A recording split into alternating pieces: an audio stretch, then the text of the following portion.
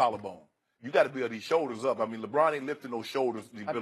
I don't know. He looks pretty buff. I mean, usually right? He be shaking, he be shrugging them off. You know, you get upset when he do that. He be shrugging them off. I know, but I see him without a shirt on all those. Yeah, you saw that. He's Hey, he's his a weight build. room guy. Yeah. Together. I think like old Shay Sharp. He look like a little old Shay Sharp. Put together like that. Yeah. Like that right Shay Sharp now or? Oh, Shay Sharp still go. Hey, don't let it fool you. Shay Sharp still go like an Aztec god up under there. For real though. Wait, I got something coming for you. 3 months. I'm gonna be 50.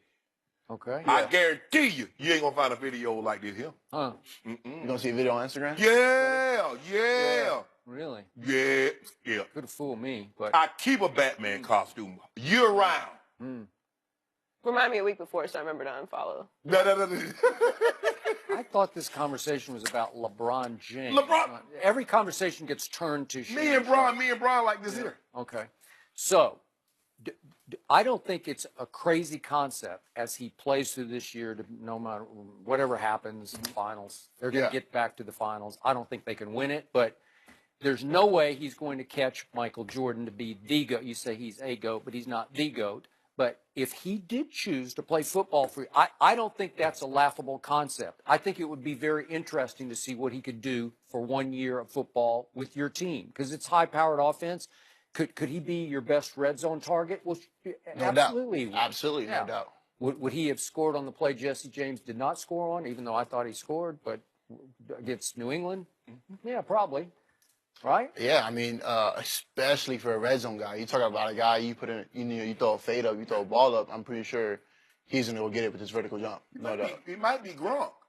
He might be Gronk. Gronk 6'6", 275, 280. Gronk 6'8", 255, 260. Okay, but Gronk is willing to take shots. And I don't know if LeBron wants to do that. No. Yeah. I mean, the dude's a physical guy. Don't get that wrong. I think the football is way more physical, obviously, and way more. And obviously, he doesn't know how to fall, how to protect himself. But like you said, you give the guy about a year to study the game. I'm pretty sure with the athleticism, he's able to play the game. But if you just used him in the red zone, it doesn't get that physical in the red zone. It's not like a high collision place if you throw fade routes. Right? A fade and a slant. Yeah.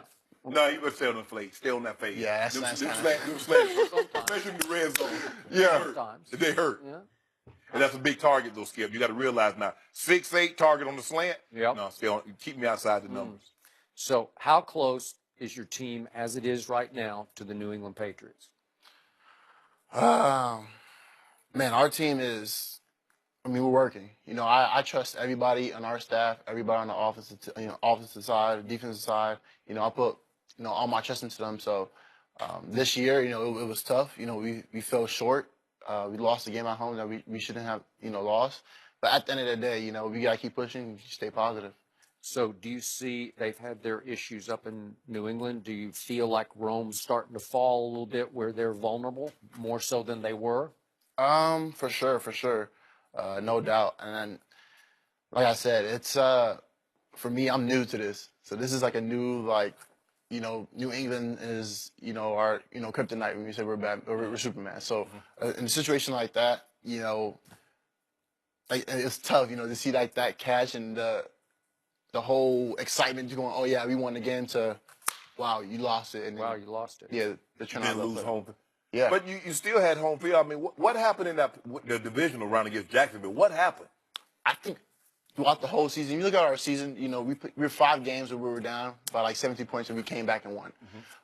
In a game like Jacksonville, we're down the whole game for about 20 points, and we come back, we win, we lose the game 45 to 42.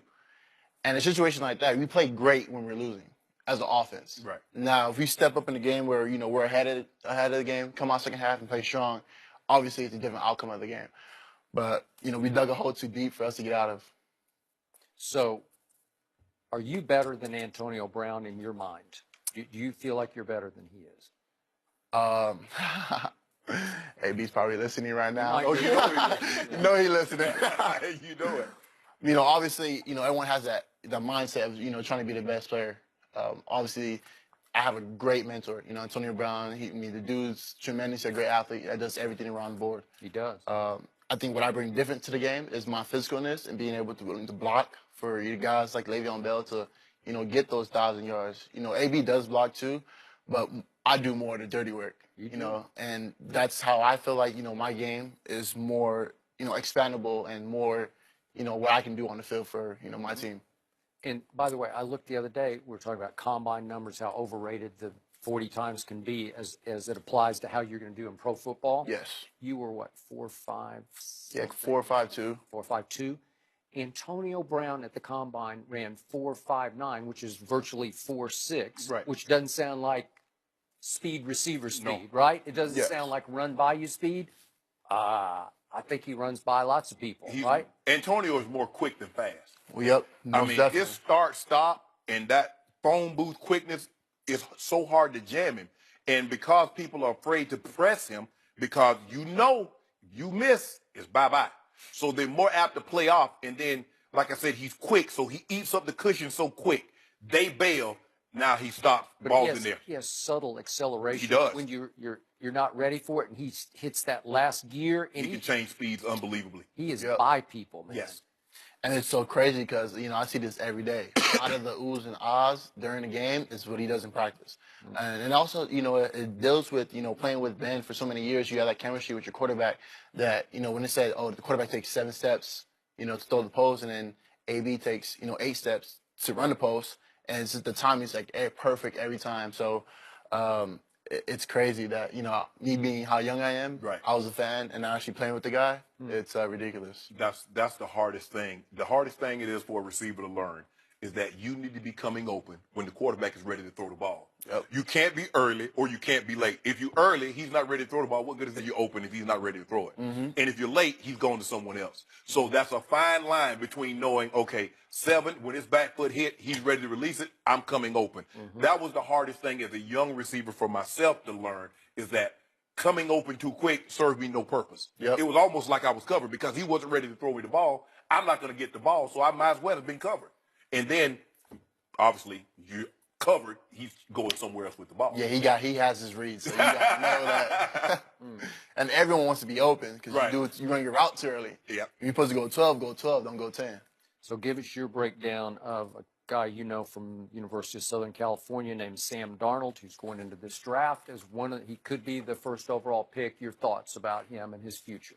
Super excited about this kid. I played with this Sam Darnold for 1 year. Mm-hmm. His instincts on releasing the ball out of routes is it's awesome. For him, I think this year he's a running quarterback, but can also be a pocket quarterback. Yep. He's versatile. He can do both. I'm excited where he ends up at. Hopefully not the Cleveland Browns because that'll be going against him. Twice a year. Going against him. What's going on with Le'Veon? Obviously, he's been franchised again. He played on the franchise tag last year, held out, came in right before the season started. He threatened to retire, threatened to hold out again, maybe to the season. Do you think a long-term deal gets done? What's going on with Le'Veon in the Steelers? Man, I'm praying he gets his long-term deal. He proved himself this year. Mm-hmm. He one of the best running backs in the league, probably the best running back in the league right now. I don't know what he's going to do. If I know Le'Veon, he's for sure going to sit out of camp. Preseason, he's for sure not showing up.